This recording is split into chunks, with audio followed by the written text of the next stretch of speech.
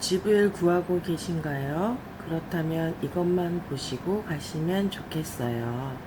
얼마 전 친한 친구가 내 집 마련을 위해서 기존 주택자가 살고 있는 집을 구경하고 왔다고 하더라고요. 집주인이 집을 소개해 주는데 서로 대면대면하고 보긴 봐야 하는데 뭘 체크해야 하는지도 모르겠어서 나오고 나서 많이 당황하고 아쉬웠다고 하더라고요.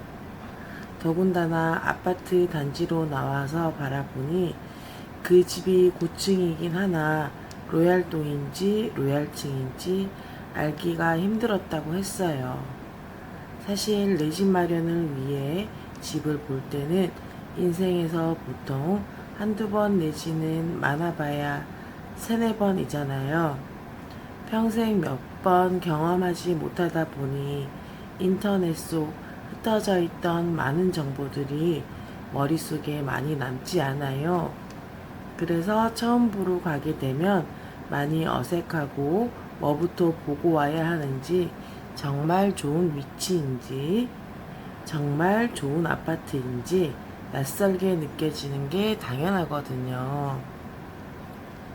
저도 사실은 부동산 공부를 시작하기 전에는 화장실이나 싱크대 물 수압을 체크하고 잘 내려가는지 확인했고, 곰팡이가 핀 게 있는지 사실 쭈뼛쭈뼛하게 인테리어만 대충 보고 나왔던 기억이 있어요.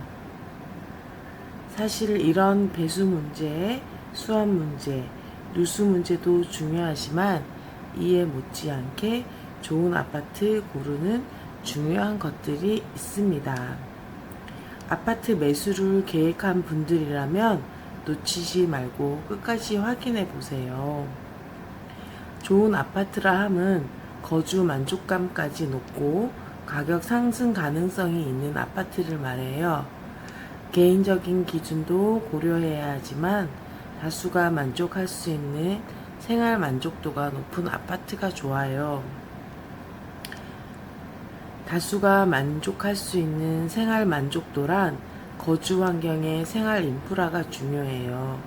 그래서 대단지 아파트를 기본적으로 고려하셔야 해요.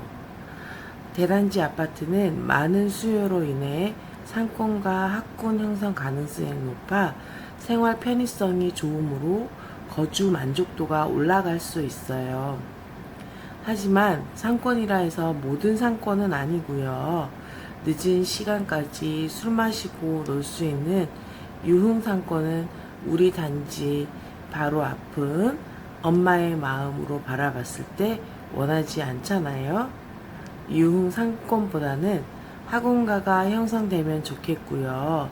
스타벅스, 다이소와 같은 프랜차이즈 상권은 가격 상승에 기여할 수 있어요.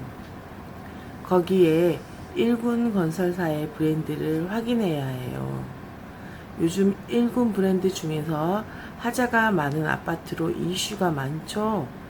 한두 푼 하는 집도 아닌데 하자 없이 잘 만들어주면 참 고맙겠지만 많은 1군 건설사에서 하자 이슈 문제는 종종 있더라고요. 없는 브랜드 찾기가 힘들어요. 그래서 하자 이슈가 터지고 나서 이 브랜드들의 사후 처리 현황을 잘 살펴보셔야 하고요. 대부분 1군 건설사들은 더디기는 하나 사후 처리 속도라든가 보상해주는 영역이 타 건설사에 비해 양호하거든요. 이래서 거주 만족도가 높아질 수밖에 없는 대단지 아파트와 1군 브랜드 아파트를 고르셔야 해요. 서울과 같은 대도시는 역세권이 참 중요합니다.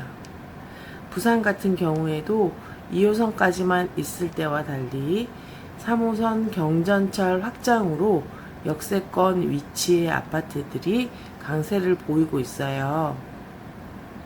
지하철역까지는 걸어서 얼마나 걸리는지 보통 5분 거리의 아파트가 역세권이라 이야기하고요. 그 외에는 역세권으로서 큰 메리트는 가져오지 못해요. 버스를 이용한다면 버스로는 얼마나 소요되는지 체크해 보아야 해요.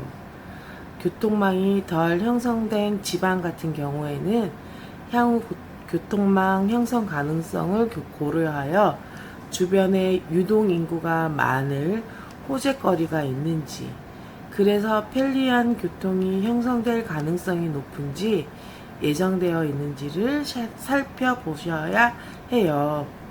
유동인구가 많을 호재거리라 하면 병원, 일자리, 대학교 상권, 그리고 물론 여기 많겠지만 여기 없는 곳이면 말이에요. 그리고 단지 근처에 초등학교나 중학교가 있는지 살펴보는 게 중요해요.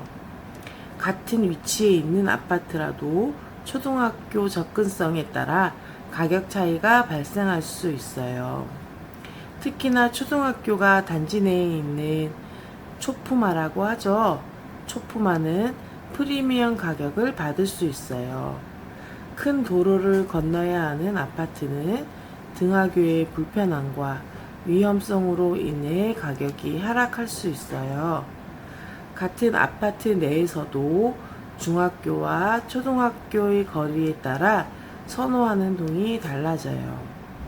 가까울수록 선호도가 높아지고요. 향은 남향이 좋고 조망에 걸리는 게 없는 소위 뻥뷰가 인기가 있습니다. 주위에 저층뷰가 있거나 공원이나 강 같은 조망권이 좋은 곳이 로얄동으로 불려요. 가리는 것이 없는 동이 좋죠. 소음도 고려 대상인데요. 소음이 적은 동이 선호돼요. 그래서 큰 사거리가 접해진 동, 그리고 큰 차들이 많이 다닐 만한 넓은 도로 등이 이에 해당해요. 아파트 구조는 판상형과 탑상형으로 나뉘거든요. 탑상형은 양면창에 장점이 있고 판상형은 통풍이 좋아요. 나이가 있으신 분들은 통상적으로 판상형을 선호하고 무난한 선택으로 여겨집니다. 요즘 들어 탑상형, 타워형 구조도 잘 뽑히고 있고 젊은 층의 선호도가 높아지고 있는 상황이기도 합니다. 층은 아파트 총 높이의 3분의 2 지점이 가장 이상적인 층으로 추정합니다. 그래서 너무 높거나 탑층은 추위와 소음 문제로 피하는 것이 좋습니다. 무조건 높은 층이라고 좋은 건 아니라고 생각하는 사람들이 많아요. 저층을 고려해 볼 때는 1층보다는 2층이 사생활 보호와 편리성 측면에서 더 나은 선택일 수 있습니다. 요즘 1층을 아예 필로티로 설계하는 아파트도 많습니다. 로얄동 중요하긴 하죠. 그러나 때때로는 로얄동보다 아파트 단지의 입지가 중요하게 작용할 때가 참 많습니다. 그래서 동네 전문가들의 이야기도 들어봐야 하고요. 무엇보다도 햇빛이 잘 들어오는지 확인해야 해요. 그리고 구조와 설계로 특정 아파트를 선호하기도 합니다. 내가 좋은 아파트는 대중적인 기준을 유지하고 그 동네에 유의해야 하는 시설이나 역 같은 걸 꼭 확인하고 그에 걸맞는 아파트를 선택해야 합니다. 저에게 연락하고 싶거나 제안하시고 싶은 게 있으면 고정 댓글에 링크를 클릭해 주세요. 감사합니다. 최다영이었습니다.